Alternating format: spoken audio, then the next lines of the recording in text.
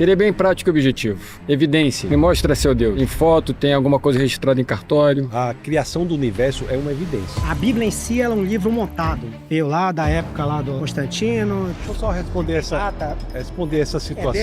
Deixa eu só até... Como é que a gente vai confiar num livro que excluiu 20 coisas pra gente não ter o conhecimento e discernimento? Como você me explica isso? Se tiver um estupro, por exemplo, a criança nascer, a igreja força com que a família fique com aquela criança, mesmo que seja indesejado. O que nós devemos defender enquanto cristãos é que nós não devemos matar um bebê intrauterino, ainda mais quando ele não tem a menor condição de defesa. Se o senhor está dizendo que é a matéria o que lhe importa e não sabe dizer como é que a matéria veio existir a partir do nada, é uma visão de mundo claramente falha, sobre bases falhas, fundamentos frágeis. Você tem a sua verdade e nós temos as nossas. Isso tem a ver com a origem do universo.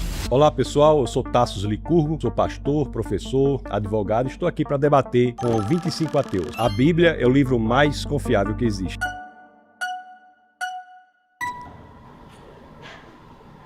Tudo bom? Olá. Seu nome é? Beto. Prazer, Beto. Prazer. Tassos. A Bíblia é o livro mais confiável que existe. Porque na minha cabeça, qualquer um pode simplesmente escrever um livro, dizer que foi iluminado por alguma coisa e as pessoas acreditarem, né? E documentar de alguma forma, né? Eu acho que falta provas palpáveis pra gente poder dizer que a Bíblia é o livro mais confiável, né? Eu posso lhe apresentar algumas. A Bíblia é um documento. São 66 livros, 39 do Antigo Testamento, 27 do Novo, escritos por cerca de 40 autores. 31 dos 40 escreveram os 39 do Antigo Testamento, 9 dos 40 escreveram os 27 do Novo, num período de 15 séculos. Quando nós analisamos, são pessoas de repertório, backgrounds totalmente diferentes. Nós tínhamos pescadores como Pedro, reis como Davi, tínhamos filósofos treinados da mais alta envergadura, como é o caso de Paulo. E quando nós olhamos em 15 séculos, você tem um argumento extremamente consistente. E não só isso, um livro é confiável nos critérios que utilizamos na academia quando ele traz elementos no texto que podem ser investigados. A base do cristianismo, de acordo com Paulo, na primeira carta aos Coríntios, no capítulo 15, no verso 14, é um fato que não apenas se pretende verdadeiro, mas também é investigável. Quando ele diz que Cristo não ressuscitou, é vã nossa fé, é vã nossa pregação. Então veja que a base histórica do cristianismo é um fato que é público, a ressurreição pública de um homem. Existe na academia muitas pessoas que dedicam a vida ao estudo das provas históricas da ressurreição. Então um dos critérios importantes para a veracidade e confiabilidade das escrituras de qualquer livro da antiguidade é se ele parece dizer a verdade. Então a Bíblia não se esconde. Não é só saber se o texto parece dizer a verdade, mas saber se ele não foi modificado no passar do tempo. Isso é muito importante saber, é uma pergunta muito importante. Mas por que a Bíblia não foi modificada? Porque o Antigo Testamento é o mesmo texto sagrado dos judeus, chamado Tanakh. No ano 90 depois de Cristo, esse texto foi fechado e ele virou o Antigo Testamento. O Novo Testamento, que começa com 4 biografias, tem várias cópias que nos garantem dizer que ele não foi modificado. Há 5.686 cópias só do Novo Testamento. Para que o senhor tenha uma ideia, se você colocar essas 5.686 cópias uma ao lado da outra, elas são 99,5% dos casos idênticas. Do 0,5% de discrepância, 80% do 0,5% de discrepância diz respeito unicamente a questões de ortografia. Mas nós temos aqui, tanto no critério de dizer que o texto fala a verdade, quanto no critério de dizer que o que foi escrito lá atrás é exatamente o que nós temos hoje, nós temos a Bíblia como campeã em qualquer uma dessas filas que nós colocarmos. Quando o senhor fala sobre não modificar a Bíblia,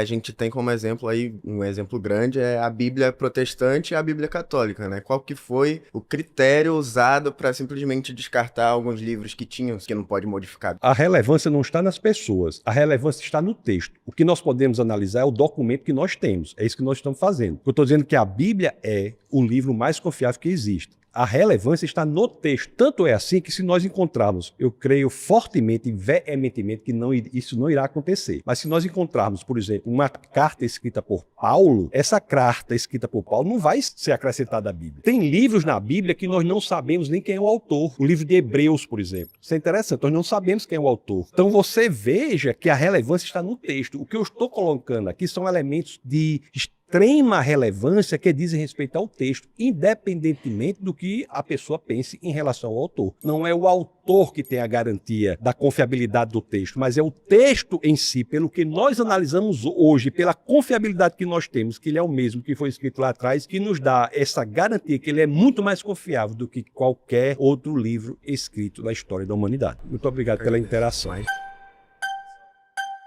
Tudo bem, pastor? Como é que vai, senhora? Vai bem? Vou da bem. senhora? Flaviano, prazer. Então, o que pega na Bíblia é o seguinte: tem 20 livros que foram excluídos que fala sobre Lilith e fala sobre um Deus muito mais perverso, muito mais obstinado. Como é que a gente vai confiar num livro que excluiu 20 coisas pra gente não ter o conhecimento e discernimento? Como você me explica isso? Eu explico dizendo que a informação não é correta. Não houve exclusão desses livros. O livro que nós temos hoje do Antigo Testamento é o livro que foi fechado no Concílio de Jâmnia, no ano 90 depois de Cristo. Essa informação não está correta. Não houve exclusão de texto algum. Todo o texto do Antigo Testamento é exatamente o texto da Tanar. Tanar que foi guardada pelo judeu. O judeu é o povo da palavra. Você veja que a identidade do judeu era no texto. Ele não tinha terra. A terra do judeu foi dada em 1948 na ONU, inclusive presidida por um brasileiro, Oswaldo Aranha. Foi aí que restabeleceu. Então, esse texto é muito bem guardado pelo judeu. Então, essa informação que a senhora traz não corresponde à formação da Bíblia. Isso não é fato. Mas eu não tenho agora o arquivo, mas eu tenho dados que provam que esses textos foram excluídos. Quais são esses dados? Qual é o arquivo? Eu tenho que procurar para poder ver, mas eu sei. É muito importante que a senhora traga, de E fato, outra os dados. coisa, como a gente vai ter confiabilidade? Porque se você olhar uma Bíblia protestante e uma Bíblia católica, cada palavra ali é tendenciosa para uma coisa. Na verdade, a palavra não tinha que ser uma coisa só. Só que se você analisar as duas Bíblias, tiver essa curiosidade, tem coisas escritas de uma forma que dão tendência para você entender uma coisa e da outra. Não devia ser uma coisa unificada, já que você falou que é do Tanar? Por que não é? A senhora pode ler nos originais. O Antigo Testamento é escrito em hebraico com algumas partes em aramaico. O Novo Testamento é escrito em grego. Talvez a senhora esteja falando de traduções. Eu não estou me referindo às traduções. Eu leio, por exemplo, nos originais. A senhora pode ler em hebraico o Antigo Testamento, algumas partes em aramaico e o Novo Testamento em grego. Basta aprender essas línguas que essa sua preocupação, que é legítima quanto a eventuais erros de tradução, é superada. Os originais existem. Assim, não os originais, mas o que estava nos originais por meio das 5.686 cópias no caso do Novo Testamento em grego, por meio das inúmeras cópias no hebraico, existe. Basta ler o original. Muito obrigado. O segundo tema é: o cristianismo é responsável pelo avanço da humanidade.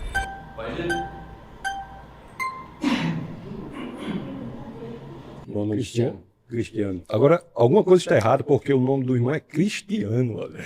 Bom, eu discordo completamente, absolutamente, pelo fato de que eu não acho que o cristianismo seja responsável pelo avanço da humanidade, muito pelo contrário. Existe algo de retrógrado nesse sentido. Eu confio muito na ciência, na verdade. De acordo com a nossa conversa, qual a narrativa que o senhor teria em relação a esse processo de desenvolvimento da humanidade em cima do cristianismo? Se o senhor quiser falar em relação à ciência, nós podemos falar em relação à ciência, ou talvez em outras áreas. Mas só em relação à ciência, para o senhor ter uma ideia, a ciência moderna, ela só aparece de forma relevante em países de matriz cristã. As maiores e melhores universidades do mundo foram iniciadas como escolas de discípulos cristãos. Eu vou citar alguns exemplos: Harvard, Princeton, Yale, Cambridge. Para o senhor ter uma ideia, o lema original da Universidade de Harvard, que é a maior e melhor universidade do mundo, é verdade para Cristo e a Igreja. Então, a ciência se desenvolve também diante de uma perspectiva, de um pano de fundo filosófico que é judaico-cristão. Qual é o pano de fundo filosófico da possibilidade de desenvolvimento da ciência? É que a empreitada científica, que é o intuito de encontrar padrões de inteligência no mundo, pressupõe que o mundo é organizado inteligentemente